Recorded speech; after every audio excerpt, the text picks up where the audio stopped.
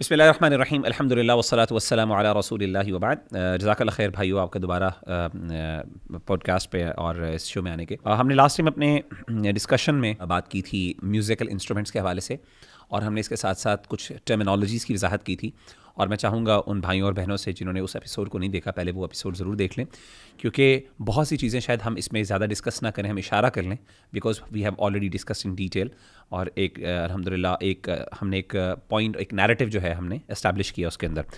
دوسرا جو آج کا ہم نے دو چیزوں کو پرائمریلی یعنی چار چیزیں میں نے ڈیفائن کروائی تھیں آپ سے، ایک موسیقی، ایک میں نے سماع، اور اسی طریقے سے غنا، اور اس طریقے سے معازف کو ہم نے کر دیا جس کے اندر میوزیکل انسٹرومنٹس انوالو تھے، تو اس کو ہم نے واضح کر دیا۔ باقی ہے غنا اور سماع کے اندر ہم نے جنرلی بات کر دی کہ یہ ڈیپینڈ کرتا ہے کہ آپ کس چیز کو، یا تو وہ آپ غنا سن رہے ہیں یا آپ میوزک سن رہے ہیں، تو ہم نے اس کے اوپر آلریڈی بات کر دی کہ وہ چیز الگ ہے۔ اس طریقے سے موسیقی کے حوالے سے بھی ہم نے یہ بات کر دی کہ پرائمرلی موسیقی از آل اباؤٹ دا ایک ردم یا ایک سنگنگ کو یا رائمنگ کو کہتے ہیں، اور میوزک جو انگلش میں ہے وہ اس معنی میں نہیں ہوتا۔ تو آج کل میوزک بیسکلی وہ تین چار چیزوں کا ملغوبہ ہے، وہ معازف کا، انسٹرومنٹس کا، جو انگلش کا میوزک ہے ورڈ میوزک، اس میں معازف بھی ہیں، اس کے اندر غنا بھی ہے، یہ ساری چیزیں انوالوڈ ہیں۔ تو ہم ان سیگمنٹس کو ڈسکس کر دیں گے تو اس کی حیثیت خود ہی واضح ہو جائے گی۔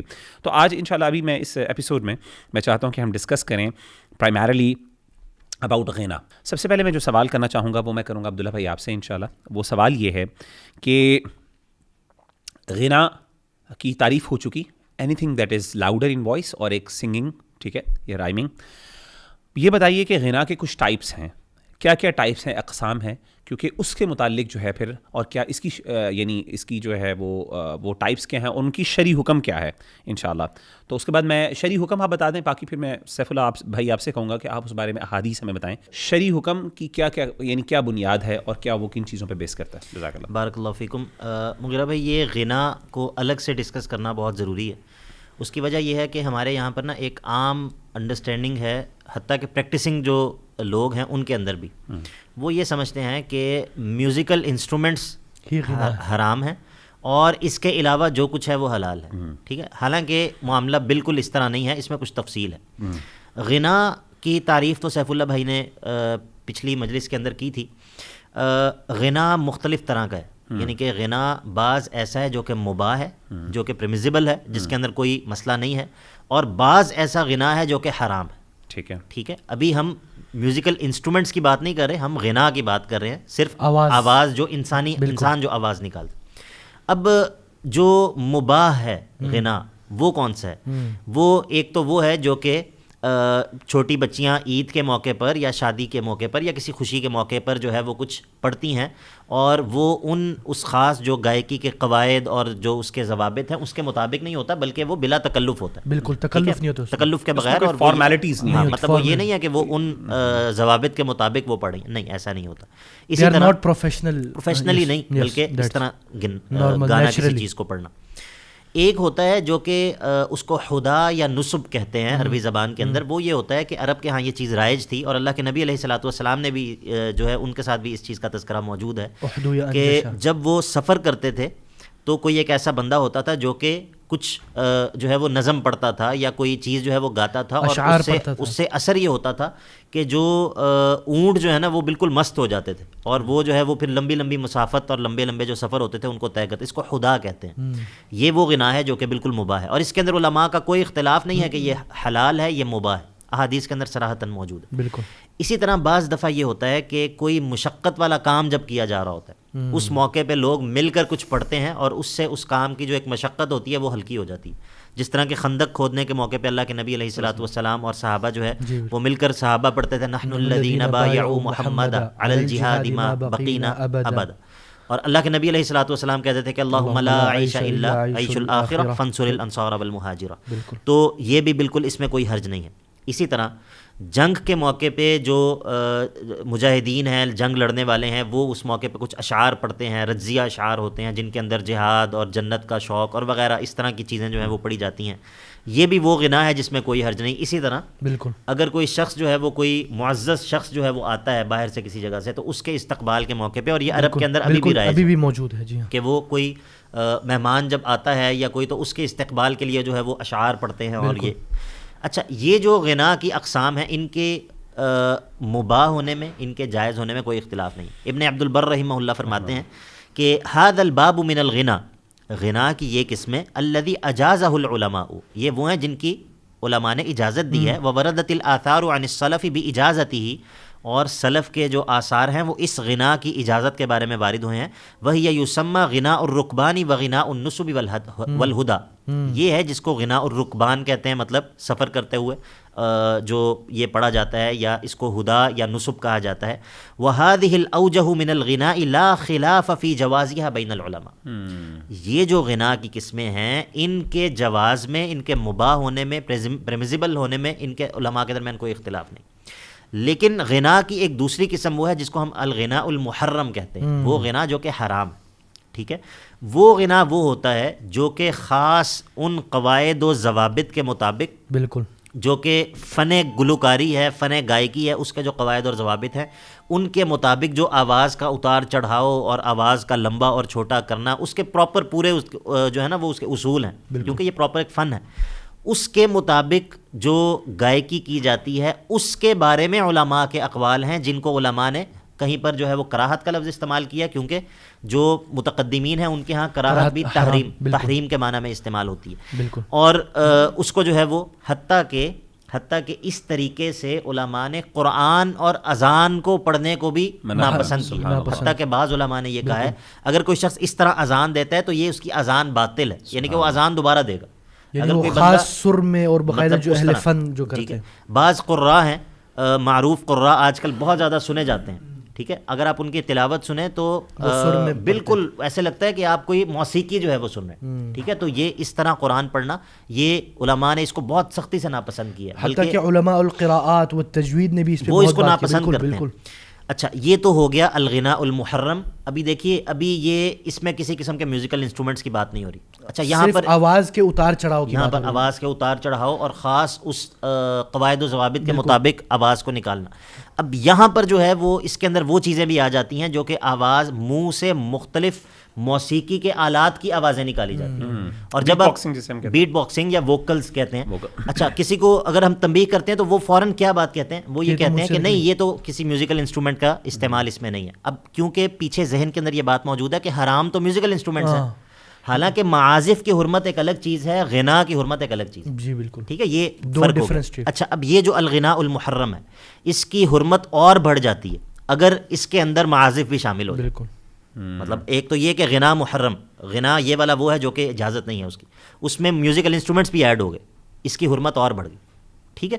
اس کے بعد اگر ایسا ہو کہ اس کے اندر جو کنٹینٹ ہے وہ بھی غیر مناسب ہو، اس میں خواتین کے حسن کا تذکرہ ہو، اس میں غیر شرعی معاشقوں کا تذکرہ ہو اور اس طرح کی باتیں ہوں، تو ظاہر ہے کہ یہ وہ، یا پھر اس کے اندر اپنے نسب پر فخر ہو، یا کسی کی ہجو ہو، کسی کی برائی، کسی کی وہ ہو، تو یہ کنٹینٹ اگر حرام ہو تو ظاہر ہے ایسا غنا بھی حرام ہے، کیونکہ جس کو کہتے ہیں ہم کنٹینٹ، اس کا جو اشعار ہیں، اس کا جو اس کے اندر جو بات ہے. اسی طرح اگر یہ کام مرد کریں، شریعت نے اس چیز کو ناپسند کیا اور یہ مردوں کی رجولیت کے خلاف ہے، اس کی مینہڈ کے خلاف ہے کہ وہ یہ کام کرے. اور سلف کے ہاں بہت کثرت سے آپ کو یہ چیز ملے گی کہ اگر کوئی مرد جو ہے وہ گانا بجانا کرتا تھا تو وہ اس کو مخنث کہتے تھے. مخنث، ٹھیک ہے، یعنی کہ وہ یہ کہتے تھے کہ یہ مرد نہیں ہے، کیونکہ اس کے اندر یہ اس نے اپنے سے رجولیت کی نفی کر دیا نا. مطلب آپ خود سوچیں کہ ایک مرد کو یہ جو ہے وہ زیب نہیں دیتا. اور اسی طرح اگر یہ کام اجنبی مردوں اور عورتوں کے درمیان ہو رہا ہو، اب دیکھیں ذرا تصور کریں، موجودہ جو میوزک ہے اس میں جو ایک تو یہ کنٹینٹ کیا ہوتا ہے، ٹھیک ہے، گانوں کا کنٹینٹ حرام، معازف میوزیکل انسٹرومنٹس اس میں شامل ہوتے ہیں حرام، اور پھر اس کے اندر جو ہے وہ غیر محرم اور بڑی عمر کی عورتیں جو ہیں وہ اس کو گانے والی ہوتی ہیں، مرد سننے والے ہوتے ہیں یا مل کر گا رہے ہوتے ہیں. مطلب اس کے اندر کئی حرمت کی، فنکار ہوتے ہیں، فنکار سارے گلوکار ہوتے ہیں، پروفیشنلز ہوتے ہیں، یہ ساری حرمتیں جو ہیں وہ اس کے اندر جمع ہو جاتی ہیں. تو ابن عبد البر رحمہ اللہ اس کے بارے میں کہتے ہیں کہ وہ اما الغناء الذی کرہہ العلماء فہذا غناء بتقطیع حروف الہجاء وافساد وزن الشعر والتمطیط طلبا للہو والطرب خروجا عن عادت العرب.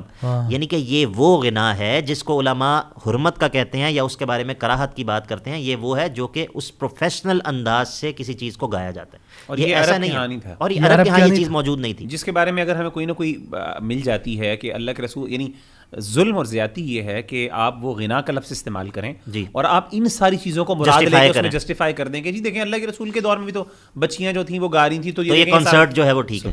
بالکل یہی بات دیکھیں نا امام شاطبی نے بھی اعتصام میں کہا ہے, امام شاطبی نے بھی اعتصام میں کہا ہے والعرب لم يكن لها من تحسین النغمات ما يجري مجرى الناس اليوم.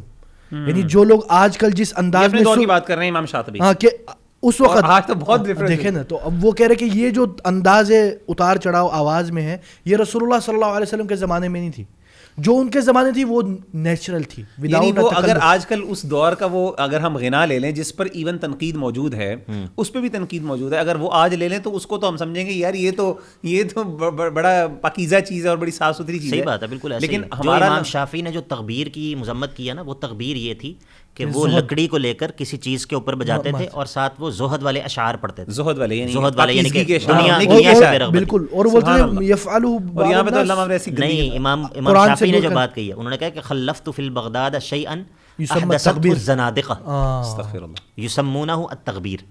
یعنی کہ میں بغداد میں ایسے لوگوں کو چھوڑ کے آیا ہوں جو زندیق لوگوں نے, منافق, ہاں زندیق لوگ, اور انہوں نے ایک ایسی چیز ایجاد کی ہے جس کے ذریعے یصدون الناس عن القرآن, جو قرآن سے روکتے ہیں لوگوں کو. ٹھیک ہے, یعنی کہ یہاں پر یہ بات کنسرٹس کی نہیں ہو رہی, یہاں پر بات یہ ہو رہی ہے کہ وہ ساتھ ساتھ ایک لکڑی کے ذریعے کچھ بجاتے تھے اور زہد والے اشعار پڑھتے تھے, اور لوگ جو ہے وہ ان کے حلقات میں جاتے تھے اور روتے تھے. امام شافعی کہتے ہیں کہ قرآن پڑھو اگر زہد کے لیے. تو مطلب بات یہ بات سمجھنی بہت ضروری ہے کہ ہمارا جو کنٹمپرری میوزک ہے, میوزک انڈسٹری ہے, اس کی حرمت میں کسی کا کوئی اختلاف نہیں. یہ جو آج کل موجود ہے ابھی عصر حاضر میں, اس میں کوئی اختلاف. بہرحال یہ غنا کی دو قسمیں ہو گئیں, ایک مباح ہے, اس کے اندر ہم نے کچھ چیزیں ڈسکس کر لیں, ایک محرم ہے, اور پھر اس کی جو حرمت ہے وہ کچھ چیزوں کے ذریعے اس کی حرمت بڑھ جاتی ہے. مثلا اگر اس کے ساتھ میوزیکل انسٹرومنٹس ایڈ ہو گئے, وہ غنا جو کہ حرام ہے اس کی حرمت میں مزید اضافہ ہو گیا. ٹھیک ہے, اگر وہ کوئی عورت گا رہی ہے اور مرد سن رہا ہے, جس طرح ابن حزم نے بھی کہا توقع الحمامہ میں کہ یہ بالکل جائز نہیں ہے.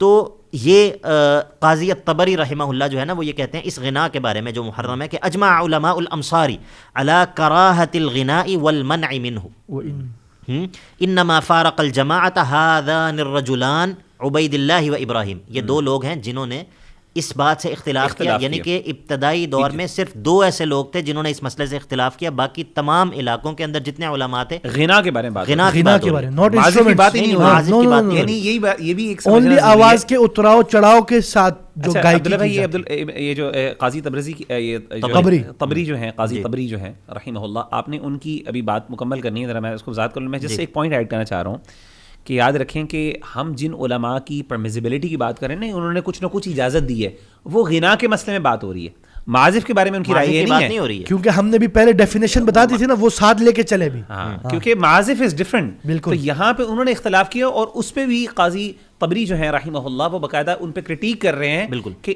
ہمارا اس بارے میں اوپینین ہے, یہ محرم ہے, یہ حرام ہے, اور اس پہ اتفاق ہے سوائے ان دو کے, انہوں نے غلطی کی ہے. بالکل. اب ذرا اس کی ذرا دوبارہ وہ آپ جو بات کی انہوں نے یہ کہا کہ اجمع علماء الامصار علی کراہۃ الغناء والمنع منہ.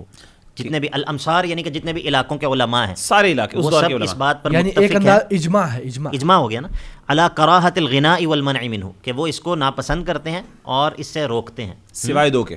انما فارق الجماعۃ هذان الرجلان, جماعت سے, مسلمانوں کی جماعت سے دو نے اختلاف کیا, اور اس کے اوپر جو ہے وہ پھر علماء نے رد کیا, اس دور میں بھی کیا ہے, اس کے بعد بھی علماء نے جو ہے وہ اس کے اوپر رد کیا ہے. تو یہ غنا کے بارے میں جو تقسیم ہے نا, وہ یہ تقسیم ہے. اور ادھر غنا سے مراد یہ کہ وہ آواز جو سر میں گائی جاتی ہے تکلف کے ساتھ. اچھا, ادھر نا ایک چھوٹا سا وہ ہے, ایک رسالہ ہے شیخ عامر بہجت کا, ہاں بالکل, جو کہ بہت ماشاءاللہ بڑے اصولی ہیں, مدینہ کے اندر ہیں, ان کا ایک رسالہ ہے, اس کے اندر انہوں نے اسی مسئلے پہ بات کی. انہوں نے صرف ووکلز کے, بالکل, یعنی کہ وہ چیزیں جو کہ آواز, اور اس میں باقاعدہ انہوں نے کمپیریٹیو اسٹڈی کی, دونوں جو ہے حکم المؤثرات الصوتیہ کر کے. نہیں تو اس میں کیا ہے, ذرا بتائیے گا اس کی وضاحت. اس کے اندر انہوں نے ان لوگوں کے دلائل بھی نقل کیے ہیں جو کہ جو منہ سے نکالے جانے والی آوازیں ہیں, ان کو ان کی حلت کے قائل ہیں, اور وہ جو ان کی حرمت کے قائل ہیں. پھر انہوں نے دونوں کے دلائل کو اسٹڈی کیا, کمپیئر کیا ہے. تقریباً 8-9 صفحات کا یا شاید 13-14 صفحات کا ہے, بڑا اچھا وہ اس موضوع کے حوالے سے. یعنی ووکلز کی بات ہم کر رہے ہیں, ابھی ہم معازف کی بات نہیں کر رہے, کہ یہ صرف آواز منہ سے نکالی جائے اس کی بات, اور اس کے ذریعے غنا کرنے کے. اچھا, یعنی مجھے یہ سمجھ آئی, میں عبداللہ بھائی یہاں پہ ایک اور ایڈ کروں گا کہ جیسے آپ نے ان کا قاضی طبری رحمہ اللہ کا اجماع نقل کیا, اس طریقے سے ابن عبد البر رحمہ اللہ کے بارے میں آپ نے ذکر کیا. اور بھی غنا کے بارے میں جو ہے حرمت کے حوالے سے کچھ اجماعات اگر آپ کے ذہن اگر آپ بیان کر سکیں تو وہ بھی انشاءاللہ, تاکہ اس کے بارے میں ایک چیز اسٹیبلش ہو جائے انشاءاللہ.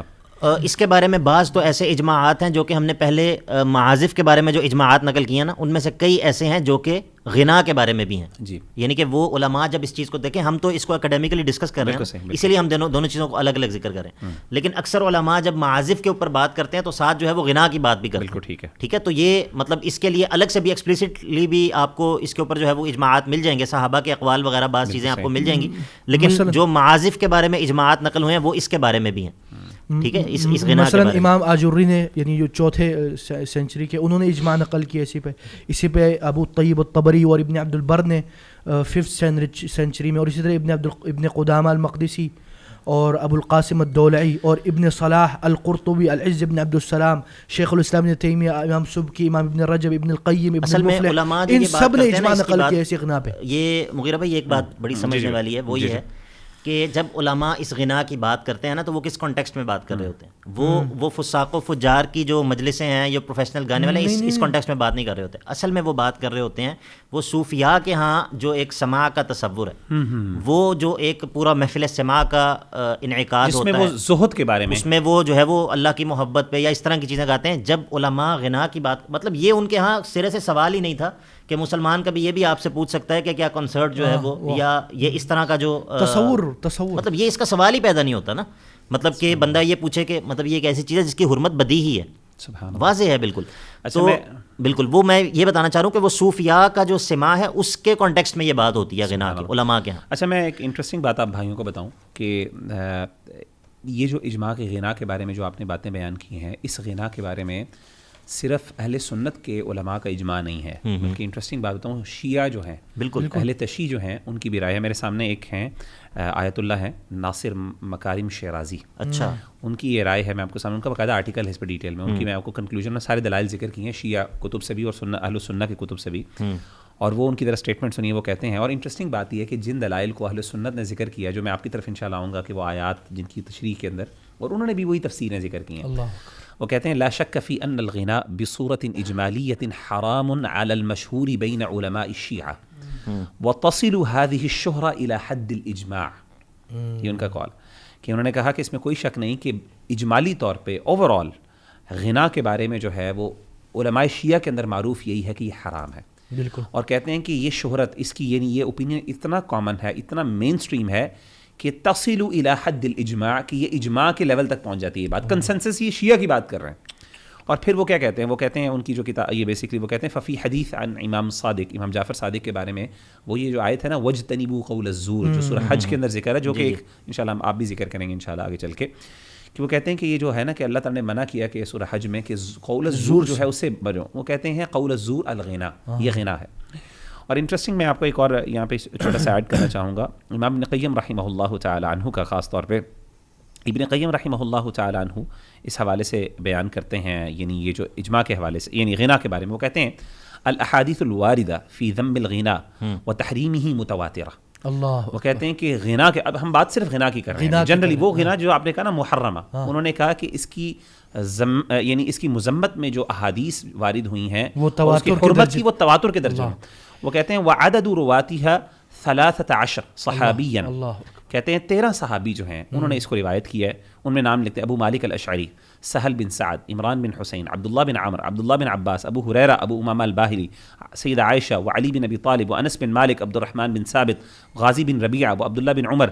اور اس طریقے سے انہوں نے کچھ احادیث ذکر کی ہیں. اور اگین یہ ساری احادیث انہوں نے ذکر کرنے کے بعد انہوں نے کہا کہ آلموسٹ تواتر کے درجے میں پہنچ جاتے ہیں. اور انٹرسٹنگ میں بات آپ کو بتاؤں کہ اس کو جو ہے میں پچھلے دنوں ایک پڑھ رہا تھا ایک رسالے کے اندر, یعنی ڈیٹیل میں, تو اس کے اندر انہوں نے باقاعدہ مختلف بلدان بالکل اور مختلف علماء جو ہیں ہر دور کے, ان کا ذکر کیا. مثال کے طور پہ میں آپ کو مثال دیتا ہوں کہ 3rd سینچری میں زکریا بن یحییٰ الساجی ہیں, انہوں نے ذکر کیا, اس کے اوپر اجماع نقل کیا ہر سینچری کے اندر, 3rd سینچری میں. اسی طریقے سے 4تھی سینچری میں امام الآجوری نے اجماع نقل کیا کہ اس کی حرمت پہ. اسی طریقے سے پھر ابو طیب الطبری ابن عبد البر جو 5ویں ہجری میں انہوں نے نقل کیا.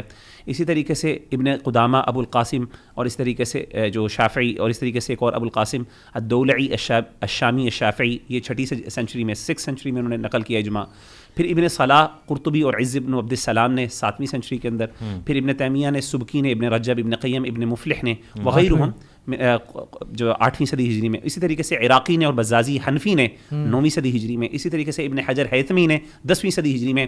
اسی طریقے سے آلوسی نے اور طحطحاوی نے جو ہے نا وہ جو 13ویں صدی ہجری میں. اور اس طریقے سے غماری نے 14ویں صدی. اور دیکھیں نا یہ سارے میرا خیال ہے معروف ہیں، بڑے مشہور ہیں. اور دیکھیں نا یہ سارے بھی مختلف ملکوں سے، یعنی آپ ذرا سوچیں ابن عبد البر اور قرطبی یہ اندلس سے ہو گئے، اور ابن القطان الفاسی یہ مغرب سے ہو گئے، اور ابن قدامہ ابن حنبلی اور ابن تیمیہ العز ابن عبد السلام یہ سب شام سے ہو گئے، اور ابن حجر الہیثمی اور طحطاوی الحنفی یہ سارے مصر سے ہو گئے، عراقی الالوسی یہ لوگ عراق سے ہو گئے. اور اس طرح مالکیوں میں سے یعنی انہوں نے کہا کہ مالکیوں کو دیکھ لیں، مالکیوں میں بڑے نام ابن عبد البر کے، قرطبی کے، ابن قطان الفاسی کے. اسی طریقے سے شافعیہ کے اندر ابن صلاح، عز بن عبد السلام، ابن حجر الحیثمی عراقی اور طبطوسی وغیرہ. حنابلہ میں ابن قدم، ابن رجب، ابن تیمیہ، ابن قیم، ابن مفلح. حنفیہ کے اندر بزازی ہو گئے، اور اسی طریقے زین الدین الکرمانی ہو گئے. اس طریقے سے احمد طحطحاوی ہو گئے. یعنی یہ بڑے بڑے چاروں سکولز آف تھاٹ میں جنہوں نے اجماعات نقل کی، یعنی کنسنسس نقل کی، اور مختلف شہروں سے مختلف دور اور ہر سینچری کے اندر، یعنی ہر سینچری کے اندر بڑے بڑے علماء نے اجماع نقل کیے ہیں، کنسنسس اور اتفاق نقل کیے ہیں. اور اس میں دیکھیں نا ابن حجر الہیثمی کیا کہتے ہیں، جو عبداللہ بھائی نے پہلے ایپیسوڈ میں شاید ذکر کیا تھا کہ ومن حکا خلافا فی الغناء فانه قد وهم وغلط. سبحان اللہ. اور جس نے غنا میں اختلاف کا ذکر کیا وہ وہم، یعنی اس کی غلطی ہو گئی ہے یا اس کو پتہ نہیں ہے یا غلطی. بات یہ ہے کہ جیسے ہمیں شافعی میں امام غزالی وغیرہ کچھ اختلاف کرتے نظر آتے ہیں. ہم نے بات کی تھی وہ یعنی امام ابن حزم رحمہ اللہ کی اپنی جو اسکول آف تھاٹ کے آج کل کے بڑے عالم ابن عقیل الظاہری ہیں، بہت بڑے عالم دین سعودی، امام الظاہریہ ان کو کہا جاتا ہے اس دور کے.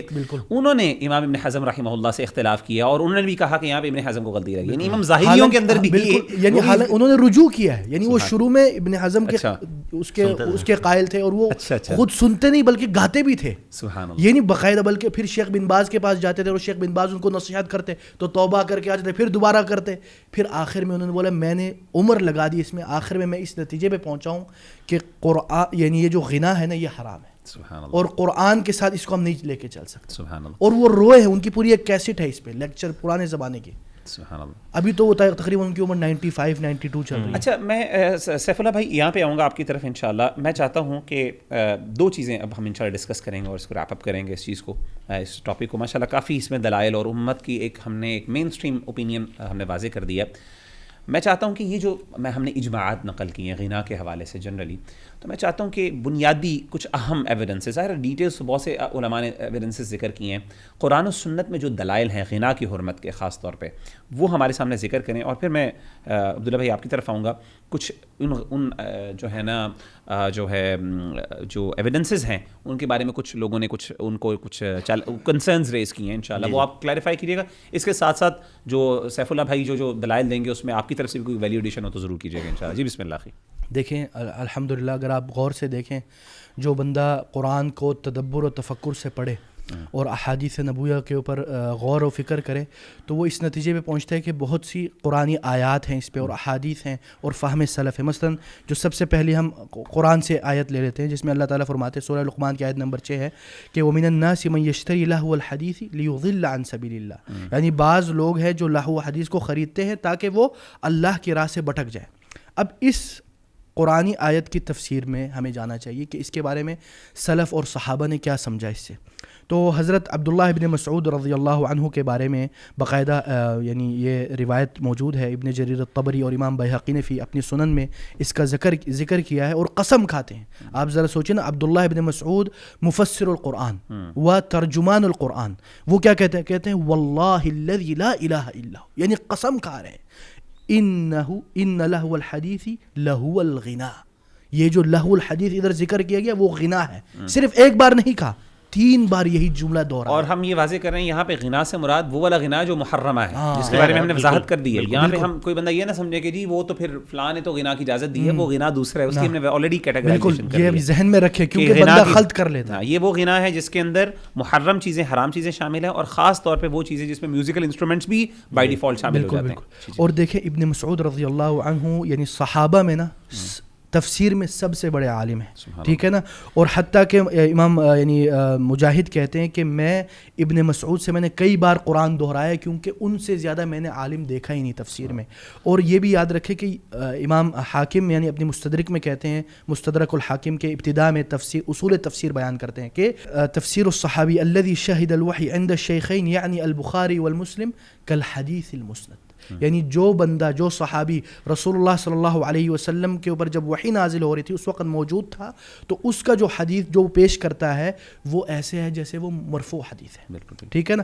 تو یہ ہو گئی, اور یہ صرف امام حضرت عبداللہ ابن مسعود کا قول نہیں ہے. یعنی میں وضاحت کر دوں, مرفوع حدیث سے مراد یہ ہے ایسی حدیث جو ڈائریکٹلی اللہ کے رسول صلی اللہ علیہ وسلم تک جس کی سند پہنچی ہو, کیونکہ موقوف وہ حدیث ہوتی ہے جو صحابی کی بات ہوتی ہے, یعنی وہ حدیث جو حدیث تو ہے یعنی روایت و نریشن تو ہے, لیکن یہ ثابت کرنا یعنی وہ صحابی تک آ کے حدیث رک جاتی ہے, یعنی ثابت یہ ہوتا ہے کہ یہ الفاظ صحابی کے ہیں, اللہ کے رسول تک وہ نہیں پہنچی, لیکن مرفوع وہ ہوتی ہے جو اللہ کے رسول تک پہنچ جائے.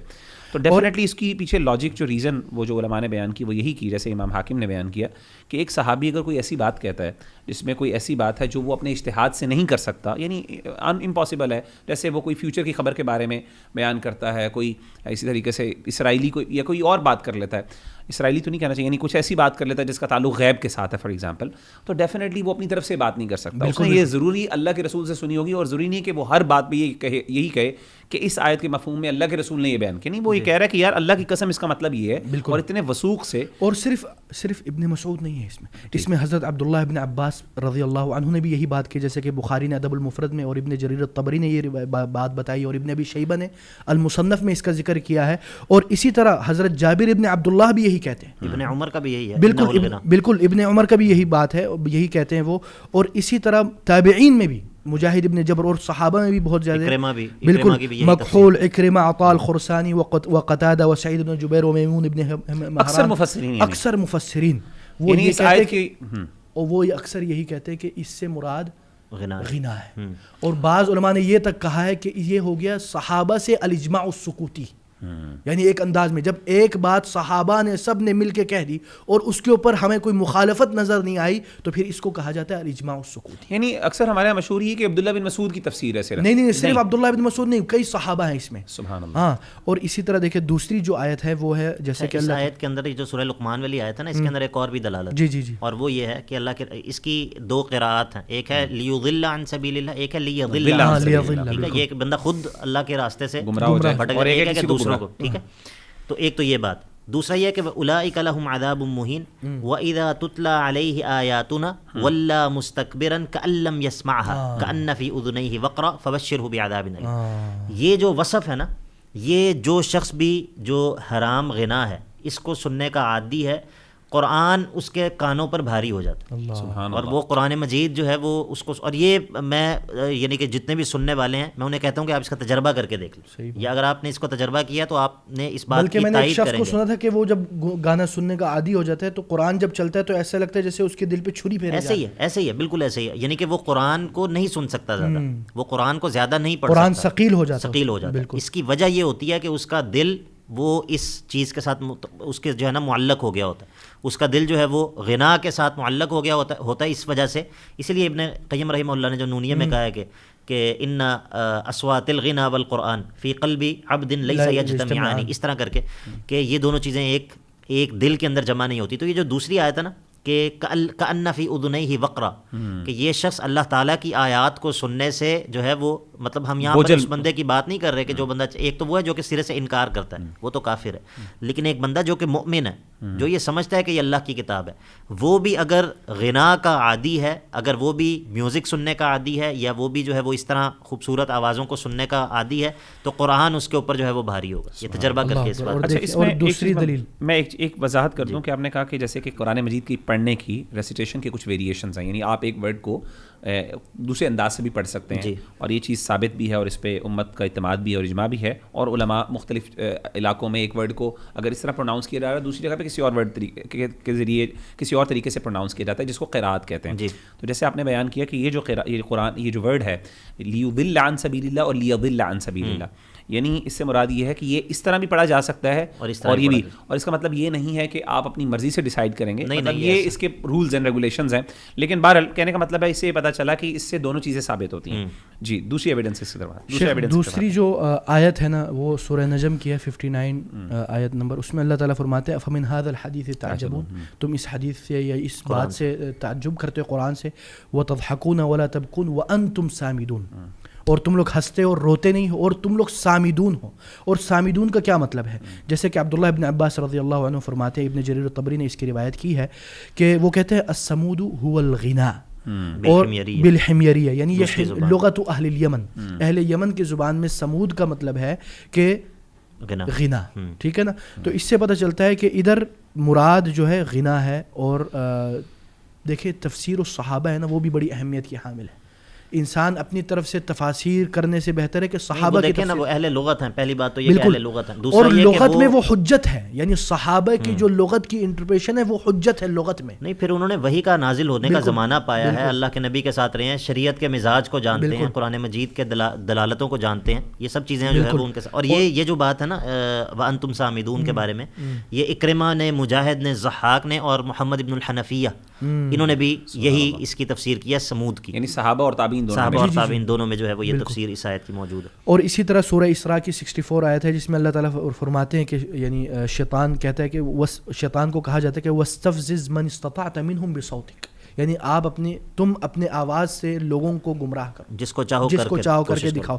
تو اس میں یعنی اکثر سلف جیسے کہ ابن جریر الطبری اور ابن ابی حاتم اور ابن المنذر وہ یہ کہتے ہیں کہ مجاہد ابن جبر کہتے ہیں کہ ان صوت ابلیس هو الغنا, مجاہد ابن جبر والمزامیر, یعنی وہ امام التابعین یعنی تفسیر میں بڑے یعنی اپنا مقام رکھتے ہیں. وہ کہتے ہیں کہ ادھر بصوت کا مراد ہے الغنا, صوت ابلیس. اچھا یہ بھی میں وضاحت کر دوں کہ جہاں پہ جیسے آپ نے کچھ تفاسیر بیان کی ہے نا, وہاں پہ غنا کے ساتھ ساتھ معازف کے بھی الفاظ ہیں, یعنی اس سے پتہ یہ چلا کہ بعض اوقات یعنی اس کا اطلاق صرف غنا پہ نہیں ہے, ہم نے پہلے کی تھی نا کہ یہ آپس میں ایک دوسرے کی جگہ پر استعمال بھی ہوتے ہیں. اور علماء نے غنا کے ساتھ محرم, یعنی محرم غنا کی مختلف اقسام ہیں, ان میں سے ایک قسم ہے جو معازف کے ساتھ ایسوسیٹڈ ہے, یعنی انسٹرومنٹس کے ساتھ آواز, تو علماء نے اس کو بھی کہیں ذکر کیا. اگرچہ علماء نے جنرل ورڈ ذکر کر دیا لیکن کچھ جگہوں پہ وضاحت بھی موجود ہے, اور ہم نے معازف کو الگ سے بھی ڈسکرائب کر دیا. لیکن اس کے اندر بھی جو محرم ہے, محرم جب آپ نے ذکر کی تو اس میں یہ ساری کیٹیگریز آ جاتی ہیں, انسٹرومنٹس کے ساتھ, وداؤٹ انسٹرومنٹس کے ساتھ, یا اسی طریقے سے جو عشق مشوقی والی جو یعنی جو غنا ہے اس سب چیزیں آ جاتی ہیں. جی اور اسی طرح پھر ہم آتے ہیں آیت نمبر 72 سورہ فرقان کے, جس میں اللہ تعالیٰ فرماتے ہیں والذین لا یشہدون الزور واذا مروا باللغو مروا کراما, یعنی جو زور پر حاضر نہیں ہوتے, وَإِذَا مَرُّوا بِاللَّغْوِ مَرُّوا كِرَامًا, اور اگر ادھر سے گزرتے ہیں تو کرامن گزر جاتے ہیں, لغو کے پاس سے گزر جاتے ہیں, یعنی بغیر اس کے اندر شامل ہو جانے کے. اور اس پہ مفسرین نے کیا کہا ہے کہ ادھر زور سے مراد جو ہے وہ غنا ہے, اور اس کے بارے میں امام مجاہد ابن جبر رحمہ اللہ فرماتے ہیں, امام اہل التفسیر من التابعین جیسے امام ابن جریر الطبری کہتے ہیں کہ انہوں نے ادھر مراد لیا ہے کہ الزور هو الغنا. محمد بن الحنفیہ نے بھی یہی کہا ہے, بالکل زین العابدین. اور دیکھیں اگر بندہ دیکھیں کہ مفسرین جو صحابہ اور تابعین انہوں نے ان آیات سے, اکثر صحابہ اور تابعین نے ان جو آیات ہم نے بھی بیان کیے ہیں ان سے ادھر غنا مراد لیے یا معازف مراد لیے ہیں. تو اس سے پتہ چلتا ہے کہ علماء اور صحابہ میں اس میں یہ جو اس آیت کا اگلا حصہ نا وَإِذَا مَرُّوا بِاللَّغْوِ مَرُّوا کِرَامًا, اسی طرح سورۃ القصص کے اندر آیت نمبر 55 میں کہ وَإِذَا سَمِعُوا اللَّغْوَ أَعْرَضُوا عَنْهُ, تو اس کے بارے میں بھی امام ضحاک اور اکرمہ جو ہے وہ یہ کہتے ہیں کہ أَرَادَ بِاللَّغْوِ الْغِنَا. تو یہاں پر اس آیت کے اندر جو سورۃ الفرقان والی آیت کے اندر دو لفظ ہیں, ایک الزور کا لفظ ہے, ایک لغو کا لفظ ہے. تو ان دونوں الفاظ کی تفسیر کے اندر جو مختلف اقوال ہیں تابعین میں سے, وہ اس کی تفسیر جو ہے وہ الغنا سے کرتے ہیں. میں آپ کی ماشاءاللہ دلائل سن لیے, اور میں سمجھتا ہوں میرا خیال ہے کہ ماشاءاللہ آپ نے اور بھی بہت ایویڈنسز آپ کے پاس اس حوالے سے ہوں گے. میں یہ جاننا چاہتا ہوں, اور ہم نے اس کے بارے میں اجماعات اور علماء کے اقوال بھی ذکر کرتے ہیں, ظاہر ہے یہ دلائل انہوں نے رکھے, مفسرین کے اقوال رکھے, اور پھر معازف کی بھی دلائل اور حرمت کے تو علماء نے ایک اپنا نیریٹو بیان کیا. کچھ میں اعتراضات کی طرف آتا ہوں عبداللہ, تھوڑے سے جو ان چیزوں کے حوالے سے ہیں. پہلا جو اعتراض ہے, اگین یہ آپ لوگوں نے انشاءاللہ اس کو وضاحت کریں, وہ اعتراض یہ ہے کہ کسی بھی آیت جو ہے اس کا مفہوم ہمیں لغت سے یعنی اس کسی لفظ کا جو لفظ جو مفہوم ہے وہ ہمیں لغت بتاتی ہے اس کی کہ کیا اس کے اندر یہ معنی شامل ہے کہ نہیں. تو یہ کہتے ہیں کہ پہلا اعتراض یہ ہے کہ جو لہو آپ نے کہا, اور اکثر جگہوں پہ لہو یا لغو کا لفظ استعمال ہوا, یہ دو ورڈز ہیں, ان کو اگر آپ لغت میں دیکھیں تو وہاں پہ اس کا مطلب جو ہے وہ میوزک نہیں ہوتا. بالکل. تو ٹھیک ہے آپ ایک لانگر رن میں ایک یعنی سیکنڈری میننگ مراد لے سکتے ہیں, لیکن اصلاً اس لفظ کا آیت کا مفہوم وہ نہیں ہے جی. تو ان ادر ورڈس پرائمریلی آیت کسی اور لفظ کی بات ایک جنرل ہے جس میں ایک جیسے کہتے ہیں نا لہو یا پھر لغو چیزیں ایسی چیزیں بے فائدہ ہیں جی وہ معنی ہے, لیکن اس کو میوزک کے ساتھ خاص کرنا یا پھر میوزک کو کرنا اور پھر اس کی بنیاد پر اتنی بڑا یعنی ایک نیریٹو قائم کرنا حرمت کی, حالانکہ حرمت کے لیے تو آپ کو واضح دلیل چاہیے ہوتی ہے, جی کلیئر ایویڈنسز چاہیے, تو کس طریقے سے آپ اس کو جسٹیفائی کریں؟ دیکھیں اس کا تعلق اصول التفسیر کے ساتھ ہے اس سوال کا. ہمارے ہاں جب علماء تفسیر کرتے ہیں چاہے وہ صحابہ میں سے ہوں چاہے وہ تابعین میں سے ہوں, وہ بعض دفعہ کسی جب لفظ کا معنی اور تفسیر بیان کر رہے ہوتے ہیں وہ اس کا مصداق بتاتے ہیں کہ اس لفظ کو اگر تم خارج میں دیکھنا چاہو کہ اس لفظ کا مصداق کیا چیز ہے تو وہ یہ چیز ہے. ٹھیک ہے, تو جب ہم یہ دیکھتے ہیں مطلب علماء کے درمیان بعض دفعہ ہم دیکھتے ہیں کہ تفسیر کے اندر کوئی اختلاف ہے, اس اختلاف کی وجہ بھی یہ ہوتی ہے کہ مثال کے طور پہ اگر کوئی شخص میرے سے یہ پوچھتا ہے کہ آپ مجھے انسان دکھاؤ, انسان, اب میں انسان اس کو میں کیسے دکھاؤں گا؟ میں اسے کہوں گا کہ یہ سیف اللہ بھائی کی طرف میں اشارہ کروں گا. اب اگر کسی اور سے وہ یہ سوال کرتا ہے اور وہ اس کا وہ جو ہے وہ کسی اور کی طرف اشارہ کر دیتا ہے, تو اس کا یہ مطلب نہیں ہے کہ میرے اور اس شخص کے جواب میں جو ہے نا وہ اختلاف ہے. نہیں, ایسا نہیں ہوتا. بعض دفعہ ایک ایسا لفظ ہوتا ہے جو بہت ساری چیزوں کو شامل ہوتا ہے. ٹھیک ہے, ایک نوع ہوتی ہے, اس کے افراد ہوتے ہیں. ٹھیک ہے, یہ ایک ٹرمینالوجی استعمال ہوتی ہے, انواع اور اس کے افراد. تو اگر کسی فرد کا نام لیا جاتا ہے اس کا یہ مطلب نہیں ہوتا کہ اس لفظ سے صرف یہی ایک معنی مراد ہے اور کوئی چیز اس میں شامل نہیں ہے. نہیں, ایسا نہیں ہوتا. لیکن جب اللہو کا لفظ جو استعمال ہوا ہے قرآن مجید میں, وہ چیز جس کے اندر سب سے زیادہ یہ وصف پایا جاتا ہے کہ اس کو اللہو کہا جائے وہ الغنا ہے. ٹھیک ہے, یعنی کہ اس لفظ کے اندر اور بہت ساری چیزیں آ سکتی ہیں. اس کے اندر بعض صورتوں میں گیمنگ بھی شامل ہوگی جو انسان کو بالکل ہر چیز سے غافل کر دے, جو انسان کے دل کو قرآن سے اللہ کی یاد سے غافل کر دے. اس کے اندر بعض دفعہ جو ہے وہ کوئی بھی چیز جو کہ انسان کو اللہ کے دین سے, اللہ کے ذکر سے غافل کرنے والی ہے, وہ بھی اس میں شامل ہو سکتی ہے.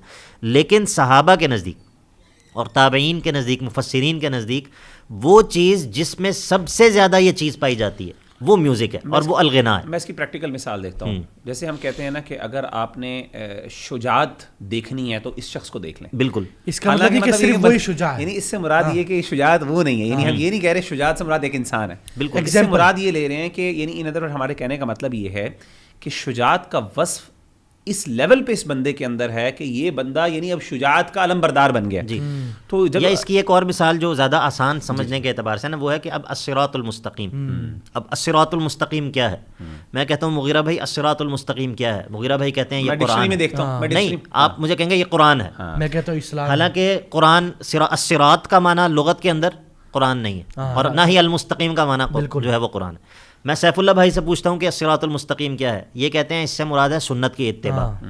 ٹھیک ہے, اور میرے سے اگر کوئی پوچھتا ہے کہ الصراط المستقیم کیا ہے, میں کہتا ہوں جی اس سے مراد ہے اللہ تعالیٰ کے اوامر پر چلنا اور اللہ تعالیٰ نے جن چیزوں سے منع کیا ان سے رک جانا. اب بظاہر تو ہمارے جواب الگ الگ ہیں, لیکن حقیقت میں اس میں اختلاف جو ہے وہ نہیں ہے, اختلاف تنوع نہیں ہے. بالکل, ٹھیک ہے, اختلاف تضاد نہیں. بعض دفعہ اب دیکھیے, اب الصراط المستقیم کا لغت کے اندر تو یہ معنی نہیں ہے, تو کیا اس کا یہ مطلب ہے کہ ہم تینوں کا جواب غلط ہے؟ نہیں, یہ مطلب نہیں ہے. مراد یہ ہے کہ الصراط المستقیم کا مصداق کیا ہے, وہ جو ہے وہ یہ ہے, وہ توحید بھی ہو سکتا ہے, وہ قرآن بھی ہو سکتا ہے, وہ سنت کی اتباع بھی ہو سکتا ہے.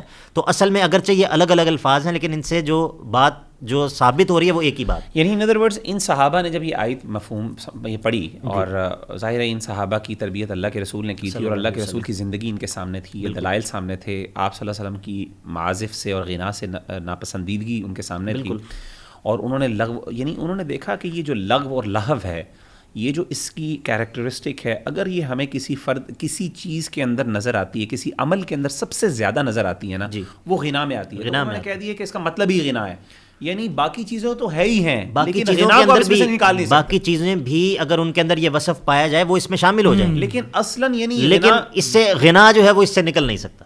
یعنی کہ غنا کی ایسی, اور یہ ایسا ہے ایک بندہ نہیں ہے, یعنی عبداللہ بن عباس کے شاگرد اور عبداللہ بن مسعود دو الگ ہیں. یعنی عبداللہ بن عباس کا ایک اسکول آف تھاٹ چلتا ہے ہمارے یہاں, عبداللہ بن مسعود کا چلتا ہے, لیکن اور ابن عمر بھی, عبداللہ بن عمر, جابر بن عبداللہ, یعنی ملٹیپلسٹی آف رپورٹس بھی ہیں, نہ صرف ملٹیپلسٹی آف رپورٹس بلکہ multiple opinions from different variations, وہ اس آیت کے مفہوم پر اتنا وثوق سے کہہ رہے ہیں اور قسمیں کھا رہے ہیں. اس میں نا ایک اور بات بھی ہے مغیرہ بھائی, مثلا کوئی اور چیز ہے نا, مطلب کرکٹ ہے یا کوئی اور گیم ہے یا کوئی بھی چیز ہے, وہ بعض دفعہ یہ چیزیں بھی انسان کو اللہ کے ذکر سے غافل کر دیتی ہیں. جی ہاں.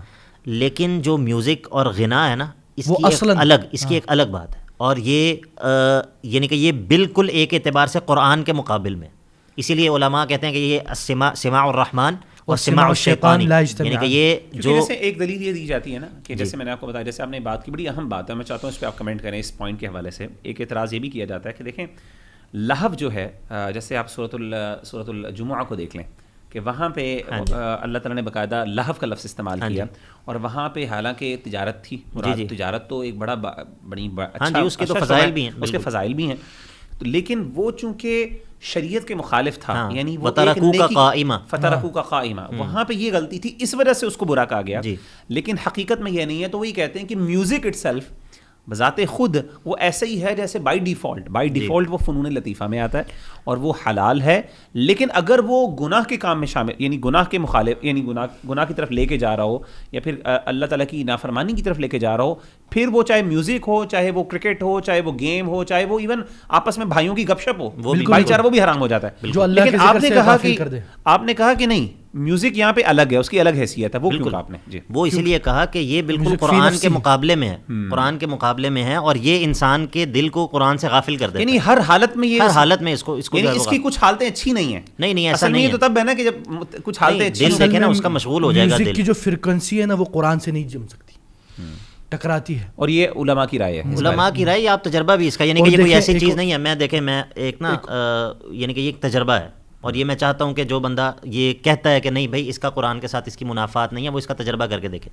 دیکھیں بڑا آسان ہے یہ کہنا کہ مجھے قرآن سے محبت ہے, لیکن میرا یہ چیلنج ہے, کوئی بھی بھائی کوئی بھی بہن جو میوزک سننے کی عادی ہے, میں اس سے پوچھتا ہوں کہ وہ کتنا قرآن پڑھتا ہے, اس کو کتنا قرآن یاد ہے, اس کی زبان پہ کتنا قرآن رہتا ہے, وہ رات کو کھڑے ہو کر کتنا اللہ کے سامنے قرآن پڑھتا ہے یا پڑھ سکتا ہے, اس کے روٹین میں کتنا قرآن ہے, وہ کتنا اس کا ورد ہے قرآن کا. ٹھیک ہے, ایک ہوتا ہے کہ انسان کا ورد ہو, اور ایک انسان اس کو گنگناتا ہے.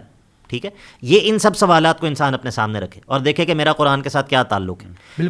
اس کا جواب بالکل آسان ہے. آپ کوئی ایسا بندہ صاحب القرآن و صاحب الاغانی, کوئی ایسا بندہ نہیں ملے گا جس کے اندر یہ دونوں چیزیں, یہ چیلنج ہے. بالکل میں نے ہمارے ایک ساتھی ان کو میں نے یہ بولا کہ ایک دل میں قرآن اور گانے جمع نہیں ہو سکتے. بولتے شیخ میرے تو گانے بھی سنتا ہوں, قرآن بھی سنتا ہوں, ماشاءاللہ دونوں میں مجھے مزہ آتا ہے. میں نے بولا آپ مجھے یہ بتائیں آپ گانے کتنے گھنٹے سنتے ہو؟ وہ بھائی 5-6 گھنٹے صرف گانے سنتے ہیں, پڑھائی کرنے وقت بھی گانے سنتا ہے. لیکن قرآن, میں نے بولا قرآن تم کتنے گھنٹے سنتے؟ وہ بس میں نماز میں پڑھ لیتا ہوں 1-2. تو میں نے بولا دیکھا نا, تو یہ آپ اس کو وہ اہمیت نہیں دے رہے جو آپ گانے. نہیں, اب اگر آپ صاحب القرآن کو دیکھیں نا, جن کو کہتے ہیں کہ جو قائم اللیل و, یعنی کہ جو لوگ واقعتاً جو قرآن جن لوگوں کے جو ہے وہ جن لوگوں کو محبت ہوتی ہے قرآن سے, تو ان کے بڑے احوال عجیب ہوتے ہیں. مطلب ہم تو وہ سنیں تو ہم کہیں یہ امپاسبل ہے بالکل کہ جتنا وہ لوگ قرآن پڑھتے ہیں. اور ہمارے اسلاف کی جو مشہور باتیں ہیں نا, وہ ہم نے اس کے آپ اسلاف کو چھوڑ دیں, میں آپ کو معاصرین میں بتاتا ہوں کہ ہم ایک بزرگ سے ملے, یہ سیف اللہ بھائی کے والد کی میں بات کروں, کہ وہ ایک دن میں, یہ ہم خود ان سے ملے, سیف اللہ بھائی سے پاس بیٹھے ہیں, وہ ایک دن میں جو ہے وہ کم از کم 10 پارے تلاوت کرتے ہیں روزانہ. اور وہ کہتے ہیں کہ میں نے قرآن مجید وہ اپنی پانی کی بوتل پاس رکھتا ہوں اور میں جو ہے وہ رقیہ کرتا ہوں, قرآن میں پڑھتا ہوں سارا دن, مجھے اور کوئی کام نہیں ہے. میں یعنی کہ یہ ان کی قرآن سے محبت اور تعلق ہے. ٹھیک ہے, اور یہ تو چلیں وہ تو بزرگ ہیں. آپ کو ایسے لوگوں کو میں جانتا ہوں جو کہ نماز کی سنتوں میں جو ہے وہ روزانہ کئی پارے پڑھتے ہیں, صرف سنتوں کے اندر ان کا ورد ہے. ایک ساتھی نے مجھے بتایا کہ وہ سفر کر کے آئے کہیں سے, اور وہ انہوں نے مجھے بتایا کہ میں نے سفر میں اتنے پارے جو ہے نا وہ میں نے, مطلب وہ لوگ جو کہ جن کے دلوں میں قرآن کی محبت ہوتی ہے, وہ قرآن سے لذت ان کو ملتی ہے, یہ ان کی روح کی غذا ہوتی ہے.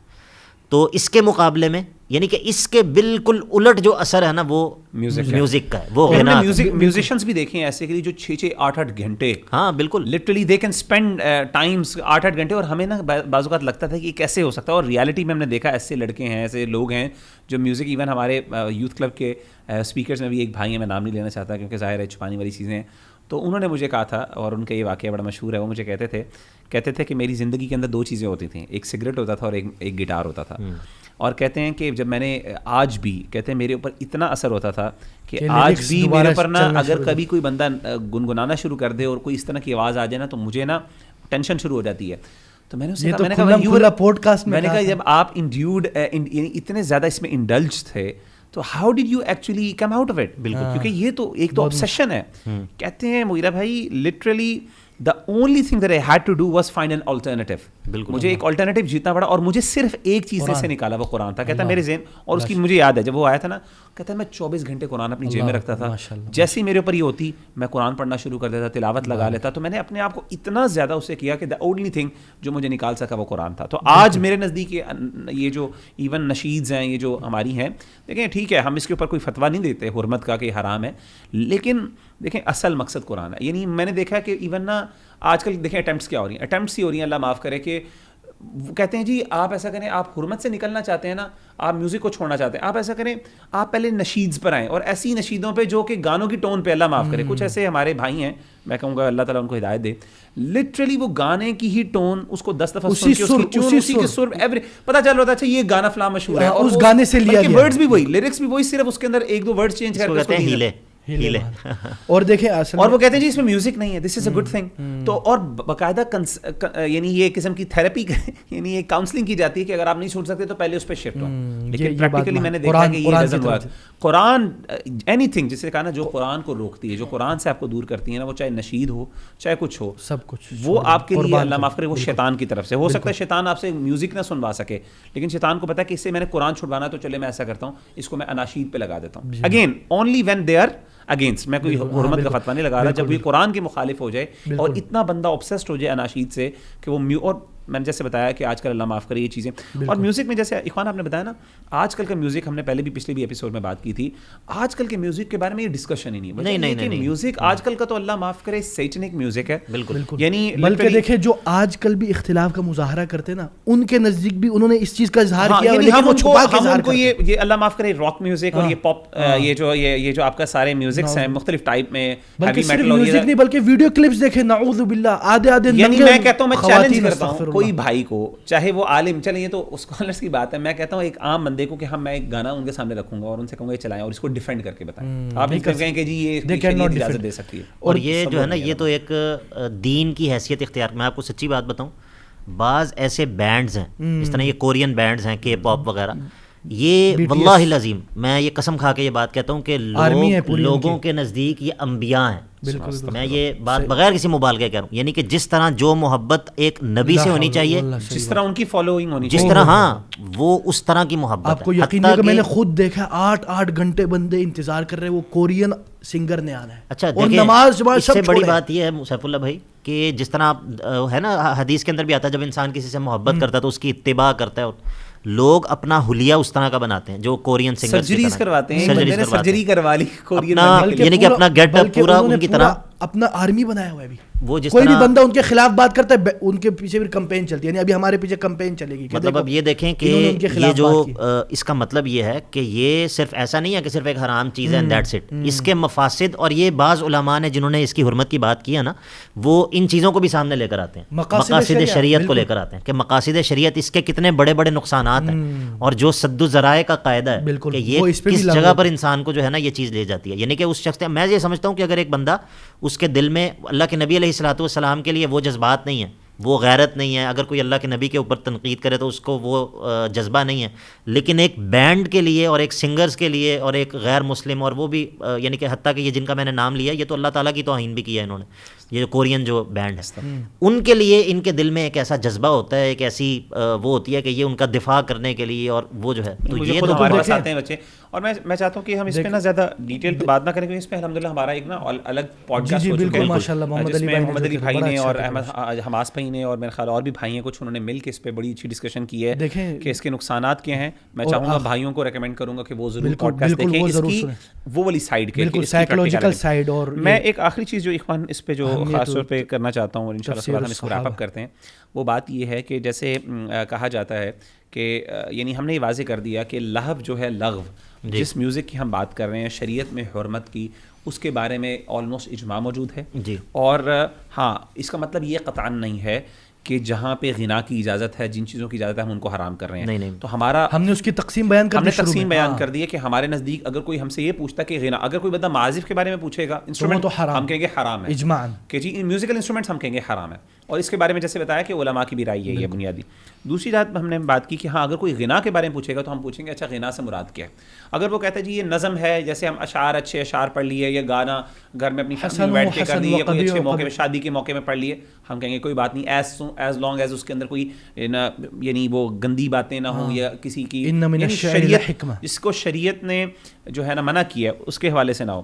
لیکن کچھ ایسی کہ اگر جہاں پہ پروفیشنل وہ شرط اس کی کنڈیشن ہم نے کچھ بیان کی, جیسے کہ وہ پروفیشنل سنگرز نہ ہوں, پروفیشنل جاب جسے کہیں بہت زیادہ اس کے ساتھ کوئی انسٹرومنٹ نہ ملایا جائے, نیچرل ہو اور کنٹینٹ اس کا اچھا ہو, کنٹینٹ اچھا ہو, یہ ساری چیزیں ہوں. لیکن اگر وہ چیزوں سے خالی ہے تو وہ محرمہ کی دلیل میں آتی ہے. اور ہم نے کہا کہ قرآن مجید کی آیات صحیح, قرآن مجید کی انہی آیات سے ہماری امت نے ایک مین اسٹریم اوپینین نکالا. اور یہ صرف اوپینین ایک دیکھیں, اگر یہ چیز ہوتی ہے نا بعید, یہ سیکنڈری میننگ ہوتا. نیچرلی امت کے صرف کچھ اسکالرز یہ رائے رکھتے ہیں. دیکھیں میری بات سنیں, اگر صحابہ کو عربی نہیں آتی اور ہمیں جو ہے وہ ہم نے فیروز آبادی اور قاموس دیکھ کر ہم نے یہ فیصلہ کر لیا, تو چونکہ صحابہ کے دور میں تو پھر مسئلہ شاید یہ ہے کہ اس وقت منجد نہیں لکھی گئی تھی اور اس وقت جو ہے وہ قاموس لغو کا معنی ہے, پھر لہو کا معنی ان کو اتنا واضح نہیں تھا جو ہم تھا, جن کی زبان میں قرآن وہ اہل اللغہ ہیں, یعنی جن کی زبان میں قرآن تھا اور وہ اس پہ اتفاق. اور ان کے اور یہ اگین اخی بات ہی ہوتی ہے, ایک چیز نا اتنی واضح ہوتی ہے. دیکھیں اگر امت مثال ہم قادیانیوں کے بارے میں بات کرتے ہیں کہ جی قادیانی جو ہے نا وہ کافر ہیں, یعنی کچھ چیزیں اتنی واضح ہوتی ہیں, اگر اس کے اندر ڈاؤٹس ہوں نا, اگر اس میں کنفیوژنز ہوں, تو کبھی ایسا نہیں ہوتا کہ وہ اتنی امت لگ جائے اتنی کلیئرٹی کے ساتھ ہوتا ہے. ہاں ٹھیک ہے, ایک دو علماء کی اوپینین مل جائے گی, بڑے علماء کی بھی اوپینین مل جائے گی, لیکن اتنی کلیئرٹی کے ساتھ غنا کے بارے میں, اور آپ کہیں جی اس کا مطلب ہی وہ نہیں ہے. اور یہ سارے جو علماء تھے, جو عربی دان تھے, جو عرب لغت کے ماہر ہیں, استاذ ہیں, بلکہ اور حجت ہے یعنی لغت کی ان کو ریفرنس دیا جاتا ہے, لغوی معنی بیان کرتے ہیں لغت. ہم یہ ڈیسائیڈ کرتے ہیں, عبداللہ بن عباس نے اس آیت کا مفہوم یہ بیان کیا, لغت کے امام وہ ہم ان کو مانتے ہیں کیونکہ ان کی زبان میں قرآن استعمال یعنی نازل ہوا.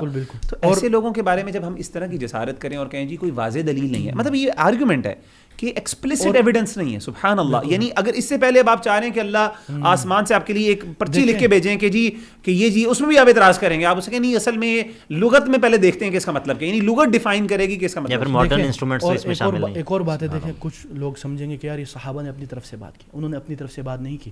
اللہ تعالیٰ کیا فرماتے ہیں, رسول اللہ صلی اللہ علیہ وسلم کہتے ہیں لِتُبَيِّنَ لِلنَّاسِ مَا نُزِّلَ إِلَيْهِمْ, یعنی صرف الفاظ نہیں ہیں بلکہ معانی بھی ہیں, ٹھیک ہے نا. اور اسی طرح صحابہ کے بارے میں کیا آتا ہے کہ رسول اللہ صلی اللہ علیہ وسلم کے پاس جب وہ جاتے تھے کہ یقرؤون القرآن, یعنی رسول اللہ صلی اللہ علیہ وسلم کے صحابہ کہتے ہیں کہ وہ ہم قرآن پڑھتے تھے رسول اللہ صلی اللہ علیہ وسلم حتی اذا تعلموا من النبی صلی اللہ علیہ وسلم 10 آیات, جب وہ 10 آیات رسول اللہ صلی اللہ علیہ وسلم سے لے لیتے تھے, صرف آیات نہیں لیتے تھے, لم يجاوزوها حتى يتعلموا ما فيها من العلم والعمل فتعلمنا القرآن والعمل. یعنی صرف قرآن کے الفاظ ہی نہیں لیتے تھے بلکہ معانی بھی لیتے تھے. یعنی یہ جو معانی جو صحابہ بیان کر رہے ہیں انہوں نے اپنی طرف سے بیان نہیں کی, اسی لیے ہم کہتے ہیں کہ اس کو مرفوع کا بھی درجہ دیا جا رہا ہے. کیوں؟ کیونکہ یہ ایک انداز میں صحابہ نے اللہ کے رسول سے لیا ہے, ٹھیک ہے نا. اور حتیٰ کہ رسول اللہ صلی اللہ علیہ وسلم کیا کہتے ہیں کہ علیکم بسنتی و سنت الخلفاء الراشدین عضوا علیہا بالنواجذ, یعنی آپ کے اوپر لازم ہے کہ آپ میری سنت کی اتباع کریں اور خلفاء راشدین المہدیین کی, اور ان کو یعنی مضبوطی سے تھام لو. حتیٰ کہ دوسری روایت میں کہ صحابہ نے پوچھا کہ یا رسول اللہ کون سی وہ جماعت ہے جو ناجی ہے, جو بچ جائے گی, جو انشاءاللہ جنت میں جائیں گے, تو انہوں نے بولا الفرقہ الناجیہ. تو انہوں نے بولا ما ہم یا رسول اللہ, قال ما انا علیہ و اصحابی, جس کے اوپر میں ہوں اور صحابہ ہیں. تو صحابہ کی جو تفسیر ہے نا, یہ صرف ان کی باتیں نہیں ہیں بلکہ یہ ایک انداز میں رسول اللہ صلی اللہ علیہ وسلم سے ان تک پہنچی اور انہوں نے ہم تک پہنچائی. اچھا یہ ایک چیز میں صرف آخری میں, یہ مطلب بات چھوٹی سی ہے لیکن میں اس کو نکال کے اس کو دلیل بنایا گیا اصولی طور پہ. وہ کہتے ہیں جی سورۃ البقرہ کے اندر آیت نمبر انما حرم علیکم, اس میں تحصیر ہے کہ انما حرم علیکم المیتۃ والدم ولحم الخنزیر وما اہل به لغیر اللہ فمن اضطر غیر باغ ولا عاد فلا اثم علیہ ان اللہ غفور الرحیم. یعنی اس میں اللہ تعالیٰ نے ایک ڈیڈ اینیملس کو, اس طریقے سے بلڈ کو, فلیش آف سوائن یعنی سور کے گوشت کو, اور اسی طریقے سے ایسی چیز جو اللہ کے علاوہ نام پہ ذبح کی جائے تو ان کو حرام کیا گیا. اور اس میں یعنی انما کا لفظ یعنی انما استعمال ہوا, ہاں جی حصر ہے اس میں. اور اس کی وجہ سے انہوں نے کہا کہ اس میں ایک چیز جو ہے خاص طور پہ یعنی انہوں نے ذکر کی, تو انہوں نے کہا کہ اللہ نے قرآن مجید کے اندر حرمت کے بنیادی چیزوں کو ذکر کر دیا. اب اس کے علاوہ باقی کلیئر ایویڈنس. بات یہ ہے مغیرہ بھائی, ایک ہوتا ہے حصر حقیقی, ایک ہوتا ہے حصر اضافی. کیا اس آیت کے اندر کتے کا ذکر ہے؟ نہیں. تو کیا کتا حلال ہے؟ نہیں، کتا حلال نہیں ہے دوسرے دلائل کی وجہ سے، اس کا نجس ہونا ہمیں معلوم ہے. یہ حصر اضافی اس کا مطلب یہ ہوتا ہے کہ یہاں پر یہ جو آیت ہے، اس آیت کے اندر کسی کانٹیکسٹ میں بات ہو رہی ہے. جس طرح سورۃ الانعام کے اندر ہے نا کہ جہاں پر مشرکین جو ہے وہ چیزوں کی حرمت کا عقیدہ رکھتے تھے، ٹھیک ہے، وہ اپنی طرف سے صائبہ اور وسیلہ اور حام ان کی حرمت کا عقیدہ رکھ لیتے تھے، تو وہاں پر بھی اللہ رب العزت نے کلمہ حصر کے ساتھ حرمت کو بیان کیا. مطلب یہ ہے کہ یہ جن چیزوں کو تم حرام کہہ رہے ہو یہ حرام نہیں ہے، میں نے تو ان چیزوں کو حرام کیا، جس کو کہتے ہیں حصر اضافی. اور یہ یعنی کہ مفسرین کے ہاں یہ بات معروف ہے، ٹھیک ہے. تو یہ کوئی تو یعنی کہ دلیل نہیں ہے. ٹھیک ہے، جزاک اللہ خیر. میرے خیال ہے یہاں پہ ہم ریپ اپ کرتے ہیں. میں آخر میں آپ دونوں بھائیوں کو انشاءاللہ ایک موقع دوں گا کہ آپ لوگ اپنی انشاءاللہ کوئی کنکلوسیو بات کرنا چاہیں اس بات پہ، کہ میں اس سے پہلے ذرا ایک سمرائز کر دوں. اور وہ سمری یہ ہے کہ ہم نے جو بات کی خاص طور پہ غنا کے حوالے سے، ہم نے اس پر علماء کے اقوال بیان کیے، ان کی پھر امام قیم تقسیم بیان کی. سب سے پہلے کہ کون کون سی چیزیں ہیں، کیا کیا کنڈیشنز ہیں ان کے حوالے سے. اور ہم نے یہ فتویٰ نہیں دیا یا نہ ہم نے یہ اوپینین پیش کیا کہ ہر قسم کا غنا حرام ہے. ہم نے صرف یہ بات کی کہ یہ چیزیں اگر ایڈ ہو جاتی ہیں تو وہ حرام ہے، اور بعض اوقات اس کی حرمت میں اضافہ بھی ہو جاتا ہے، وہ چیز مزید حرام ہو جاتی ہے اگر اس میں میوزیکل انسٹرومنٹس آ جائیں. جی ٹھیک ہے. اس کے ساتھ ساتھ پھر ہم نے علماء کی آراء ذکر کی، ہر اسکول آف تھاٹ، مختلف علاقوں کے علماء، ہر یعنی دور کے عالم دین، بڑے بڑے علماء جو ہیں. اور یہ تو بھی صرف مثالیں ہیں، یعنی اگر آپ پڑھنا شروع کریں گے تو آپ کو آلموسٹ ہر کتاب کے اندر یہ چیز نظر آئے گی سامنے. اور سوائے اکا دکا کے، اور ان کی بھی ہم نے وضاحت کر دی کہ ان کے بھی علمی اختلافات تھے. ہاں کوئی بندہ اگر اس لیول کا مجتہد ہے، اس لیول کا مجتہد جتنے وہ ہیں، وہ ان سے ایک اوپینین میں اختلاف کر لے تو وہ ایک علمی رائے سمجھی جائے گی. اس کو آپ امت مسلمہ کی رائے نہیں بنا سکتے. مین اسٹریم اسکالرشپ بہرحال عوام الناس کے لیے، دیکھیں عوام الناس کے لیے سیف یہی ہے کہ وہ مین اسٹریم اسکالرشپ کو فالو کریں اور جمہور کو فالو کریں. جو شذوذ ہیں، جو ایکسیپشنل آراء ہیں، اگر آپ کے پاس علمی اتنی وجاہت ہے اور آپ کے پاس اتنی علمی مرتبہ ہے، آپ کا علمی لیول اتنا اکیڈمک لیول ہے کہ آپ اس کو سمجھ سکتے ہیں اور اس کو اون کر سکتے ہیں، اس کے لیے دلائل اکٹھے، یعنی آپ اس کو اپنی ایک اوپینین بنا سکتے ہیں، تو پھر آپ کریں. لیکن ایک عام بندہ نہیں کر سکتا، وہ اسٹوڈنٹس تو کر سکتے ہیں. تو ان کو شاید پھر ہم کہیں گے چلیں جی آپ کا بھی اجتہاد مان لیتے ہیں. لیکن امت کی رائے بہرحال اس پر ہے، اور اس کے دلائل ہیں، اور ان کو یہ سوچنا چاہیے کہ وہ ان اقوال کو سوچتے ہوئے سمجھیں کہ اگر میں اس سے اختلاف کر رہا ہوں تو میں اتنے سخت اقوال علماء کے، بڑی مسلمان اس لیول پہ علماء نے کہا کہ یہ نفاق ہے، اور یعنی اس سے کرنے سے یہ ہو جاتا ہے، یہ قرآن اس سے زیادہ اکٹھا نہیں ہو سکتا، اجماع ہے، اور جنہوں نے اختلاف کیا انہوں نے اس پہ رد ہوئے ہیں. تو آپ سمجھتے ہیں کہ آپ اپنے آپ کو اس لیول پہ سمجھتے ہیں کہ میں اتنے بڑے مین اسٹریم اوپینین سے اختلاف کر سکتا ہوں. بہرحال یہ بھی بات. دوسری ہم نے یہ بات کی کہ اس کے ساتھ ساتھ ہم نے یہ بات کی کہ ہم نے اس کے دلائل میں قرآن مجید کی آیات ذکر کی، اور اس کی تفسیر میں، اور ہم نے یہ واضح کیا کہ صحابہ کی تفسیر ہے، اور صحابہ کی تفسیر حدیث کے حکم میں ہوتی ہے، خاص طور پہ جب وہ ایسی بات کر رہے ہوں جو ان کی ذاتی اجتہاد پر، جب مخالف بھی معلوم نہ ہو، تو یعنی اس میں کوئی مخالف بھی نہیں ہے جس نے کہا کہ نہیں یہ چیز غلط ہے. تمام تو اتنے صحابہ کا اجماع سکوتی، یعنی اس کو اجماع سکوتی، ایک سائلنٹ کنسنسس اس کو ہم کہہ سکتے ہیں کہ ایسا خاموش اتفاق صحابہ کا اس میں موجود ہے، کسی نے اختلاف نہیں کیا. اور یہ بڑے بڑے تابعین، اور اسی کی بنیاد پر علماء نے غنا کے اوپر جو ہے نا وہ اس پہ حکم لگایا. اور پھر ہم نے بات یہ کی مختلف دلائل کے ساتھ کہ جو اس پہ کچھ ایویڈنسز، خاص طور بنیادی جو ایویڈنس یہ تھا کہ لغت کے اندر اس کا مطلب نہیں ہے، اس کی ہم نے وضاحت کر دی کہ لغت جو ہے، ایون پہلی بات تو یہ کہ لغت بعد میں جو ہے نا وہ ہوتی ہے، یعنی اس کے استعمال کے بعد. دوسری بات یہ ہے کہ لغت کے جو ہے نا جو اللہ تعالیٰ نے جو الفاظ بیان کیے ہیں اس کے اندر اللہ تعالیٰ نے کچھ کیفیات، کچھ چیزیں بیان کی ہیں. اب وہ جہاں جہاں جن افراد میں جن چیزوں میں وہ پائی جائیں گی ان کے اندر حکم وہ لاگو ہو جائے گا. اور سب سے زیادہ جب سب سے واضح جو چیز یہ لغویت اور یہ جو بیکار اور بے فائدہ چیز، نقصان دہ چیز، وہ ہمیں میوزک میں نظر آتا ہے. اسی لیے علماء نے اس کو کہا کہ یہ قسم کا آپ سمجھ لیں کہ لغو مطلب ہی یہی ہے. اور یہ ہماری بات نہیں ہے، یہ کسی آج کل کے کسی نان نیٹو اسپیکر کی بات نہیں ہے، یہ اس بندے ان علماء کی بات ہے، ان صحابہ کی بات ہے جو قرآن مجید کے شارحین ہیں، جنہوں نے قرآن کے مطلب کو لوگوں تک بیان کیا. اور ہمارا ایمان اور اعتماد اس بات پہ ہے کہ قرآن کا مطلب بھی محفوظ ہے اس طریقے سے قرآن مجید کے الفاظ محفوظ ہیں. No doubt. تو اس میں ہم نے یہ بات کر دی، اور اس کے ساتھ ہم نے ایک دو چیزیں بھی اس کے علاوہ ذکر کی. تو میرا خیال ہے کہ یہاں پہ ہم انشاءاللہ اس کو کنکلوڈ کرتے ہیں. آپ لوگ بھائی کوئی ایک منٹ میں انشاءاللہ کوئی اپنی کنکلوسیو ریمارکس دینا چاہیں اس دونوں ایپیسوڈز جو ہم نے کی. میں اس پہ نا آخری ایک بات یہ کہنا چاہتا ہوں کہ جس طرح کہ بہت سارے صحابہ نے بھی کہا کہ الغناء ينبت النفاق فی القلب، کہ یہ انسان کے دل میں نفاق پیدا کرتا ہے. تو ابن قیم رحمہ اللہ نے ایک بہت زبردست بات کی ہے، اور انہوں نے کہا کہ اگر تم کبھی صاحب الغناء کو دیکھو کہ جو اس کو سننے کا عادی ہے، تو جب وہ میوزک سنتا ہے تو اس پر عجیب کیفیات طاری ہوتی ہیں.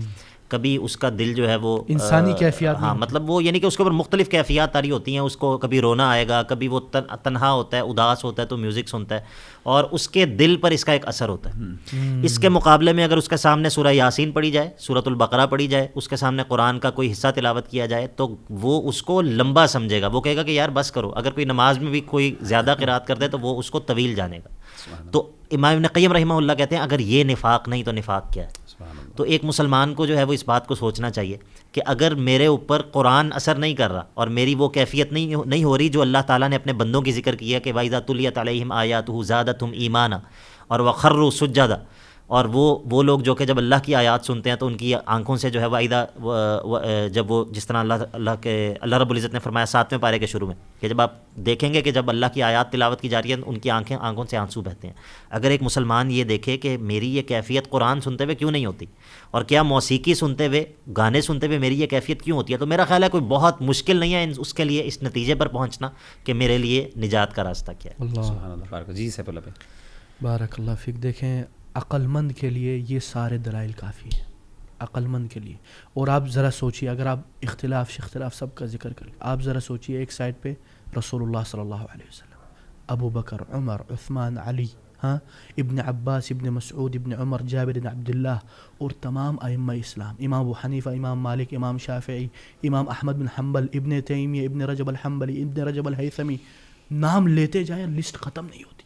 ایک سائڈ پہ وہ سارے کھڑے ہیں اور ایک سائڈ پہ آپ چند چلے کہیں معتبر مدعیان علم آپ کے ساتھ, کنٹمپریز آج کل کے, یا چند قدماء ایک دو لے لیں, چلو وہ کھڑے, آپ کیسے رہو گے؟ Just imagine. آپ اپنے آپ سے پوچھیں گے میں کس لیے کر رہا ہوں, کہ میں اس لیے کر رہا ہوں کہ میرے اپنی خواہشات ہیں, میری پسند ہے, بالکل, یا میں واقعی انصاف کر رہا ہوں. آپ ذرا سوچیے آپ قیامت کے دن اللہ اور اللہ کے رسول کو کیا بولیں, کیونکہ ہم شاید لوگوں کو تو چپ کروا لیں, جی میں تو ابن حزم کا مقلد ہوں, یا میں ابن حزم کو فالو کرتا ہوں, ابن حزم کی اوپینین میرے لیے بڑی امپورٹنٹ ہے, ٹھیک ہے ہم تو چلے چپ کر جائیں گے, لیکن اللہ کے سامنے سلیم الفطرت ہے نا, جو سلیم الفطرت, واللہ وہ یہ سن کے نہ لرز جائے گا. لیکن جس کی فطرت مسخ ہو چکی ہے اس کے اوپر یہ دلائل بھی اثر نہیں کریں گے. صحیح کہہ رہے ہیں, ٹھیک ہے نا. تو اس لیے انسان ہر کوئی اپنے آپ کو سب سے زیادہ جانتا ہے, یعنی اصل چیز انسان کے دل میں بس یہ استفتی قلبک, اپنے دل سے اس فتویٰ لے لیں. اگر سلیم الفطرت ہے تو دل سے پوچھ لو, اگر ممسوخ الفطرت ہے تو دل سے پوچھنے کا بھی فائدہ نہیں. بالکل, ٹھیک ہے نا. بارک اللہ, جزاک اللہ خیر. سبحانک اللہم و بحمدک, اشہد ان لا الہ الا انت, استغفرک و اتوب الیک. السلام علیکم و رحمۃ اللہ وبرکاتہ.